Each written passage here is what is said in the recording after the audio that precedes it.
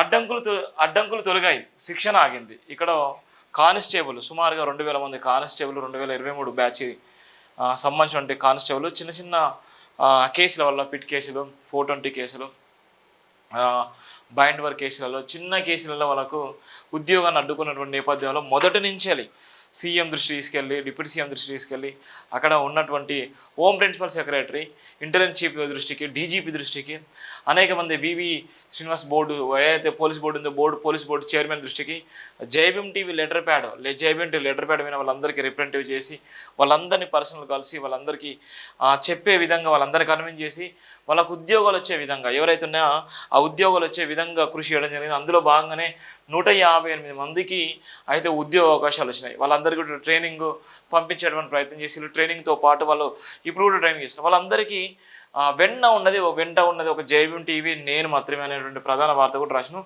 మళ్ళీ కొంతమందికి అయితే వాళ్ళందరినీ పంపించేసిళ్ళు, మరీ కొంతమందికి మళ్ళీ వాళ్ళకి ఆర్డర్స్ ఇచ్చేసిళ్ళు, అన్నీ ఇచ్చేసిళ్ళు, కానీ వాళ్ళు ట్రైనింగ్ పంపించలేదు. మళ్ళీ వాళ్ళు జైబీఎం టీవీని ఆశ్రయించే నేపథ్యం కూడా.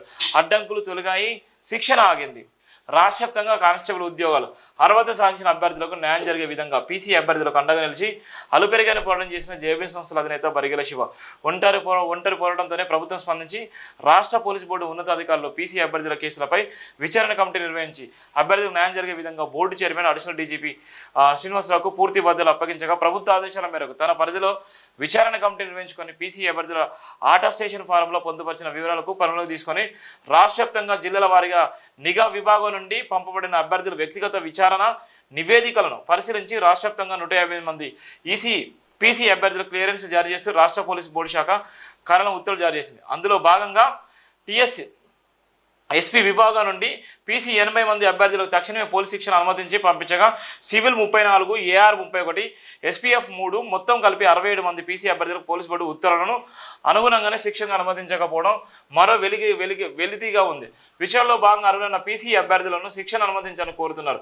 కేసుల విచారణ పూర్తయ్యాక పీసీ అభ్యర్థుల శిక్షణపై నిర్లక్ష్య ధోరణి కొనసాగుతున్నందున ఈ నెల 18న పీసీ అభ్యర్థులు డీజీ కార్యాలయంలో అర్జీ పెట్టుకున్నారు. పీసీ అభ్యర్థులకు న్యాయం జరిగే విధంగా మొదటి నుండి జేబీఎం సంస్థల అధినేత అండగా నిలుస్తుండడం రాష్ట్ర వ్యాప్తంగా చర్చనీయాంశమైంది.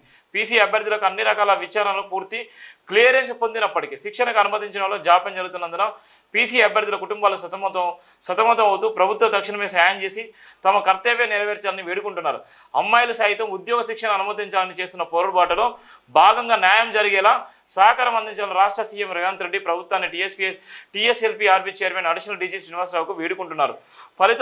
ఫలితం కోసం పోరాటం బరిగెల శివ. పీసీ అభ్యర్థుల కుటుంబాల ఆర్థిక ఇబ్బందులతో జీవనం కొనసాగిస్తుండడం బాధాకరమైన విషయమని శివ పేర్కొన్నారు. రాష్ట్ర వ్యాప్తంగా పీసీ అభ్యర్థులకు అండదండలుగా నిలుస్తూ న్యాయపోరాటం చేసిన జేబీఎం సంస్థ పీసీ అభ్యర్థులకు శిక్షణను అనుమతించే వరకు న్యాయపోరాటం కొనసాగిస్తారని పీసీ అభ్యర్థులకు హామీ ఇచ్చారు. అభ్యర్థులపై నెలకొల్పబడిన కేసులు, అభియోగాలను పూర్తి స్థాయిలో విచారించి ఫైనల్ లిస్ట్ సిద్ధపాటుతో పాటు జాబితాను విడుదల చేసిన police board chairman senior IPS శ్రీనివాస్కు దాన్ని సహకరించిన రాష్ట్ర ఇంటెలిజెన్స్ చీఫ్ సీనియర్ ఐపీఎస్ శ్రీవేదర్ రెడ్డికి, రాష్ట్ర హోంశాఖ సెక్రటరీ సీనియర్ ఐపీఎస్ అధికారి జితేందర్ కృతజ్ఞతలు తెలిపారు. మధ్యతరగతి కుటుంబాల్లో ఉద్యోగాలు సాధించడం ఎంత భారమో సాధించుకున్న ఉద్యోగాలు కాపాడుకోవడం కూడా అంతే భారంగా న్యాయపోరాటాలు చేయాల్సిన పరిస్థితులు మరలా పునరావృతం కావడం బాధాకరమన్నారని అనేటువంటి నేపథ్యం కూడా ఉంది. పీసీ అభ్యర్థులకు మొదలైన మరో తిప్పల ఎన్నికైన పీసీ అభ్యర్థులు తక్షణమే శిక్షణ అనుమతించాలి. ప్రభుత్వ నిర్లక్ష్యం పనికిరాదు. ఎన్నికల హడావిడిలో పీసీ అభ్యర్థులను విడమర్చొద్దు.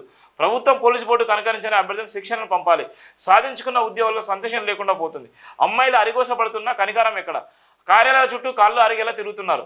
పీసీ అభ్యర్థులు తక్షణమే న్యాయం చేయాలని మనం డిమాండ్ చేసి రాసినటువంటి ప్రధాన వార్త. పాపం చాలామంది పీసీ అభ్యర్థులు ఎవరైతే మనం చెప్పినామో అయితే చెప్పిన విధంగానే అక్కడ ఉన్నటువంటి సీనియర్ ఐపీఎస్ అధికారులు వెంటనే స్పందించి జైబీఎం లెటర్ ప్యాడ్ ఆధారంగా కానీ వాళ్ళకి ఎలాంటి పరిస్థితి ఉంది, ఏ విధంగా అన్యాయం జరిగింది, ఆ చిన్న ఏదైతే ఆటా ఫామ్లో పెట్టినటువంటి ఆ చిన్న మిస్టేక్లు ఉన్న ఆ మిస్టేక్లను అన్ని అధిగమించి 150 మందిని సెలెక్ట్ చేసారు. 150 మందిని సెలెక్ట్ చేసి అందులో కొంతమందిని వేరే ఆ ట్రైనింగ్ పంపించారు. మిగిలిన వాళ్ళను ఆ డిపార్ట్మెంట్కి పంపించేటువంటి ప్రయత్నం చేశారు. కానీ కొంతమంది ఇంకా ఇబ్బంది పడేటువంటి ప్రయత్నం ఉంది. అందుకోసమే వాళ్ళందరూ కూడా పూర్తి స్థాయిలో న్యాయం జరగాలి. గతంలో ఉన్నటువంటి వాళ్ళందరూ కూడా న్యాయం జరగాలన్నటువంటి ప్రధాన వార్త కూడా రాసిన సందర్భాలు ఉన్నాయి. అది జైబీఎం దినపత్రికల నుండి ప్రధాన వార్త.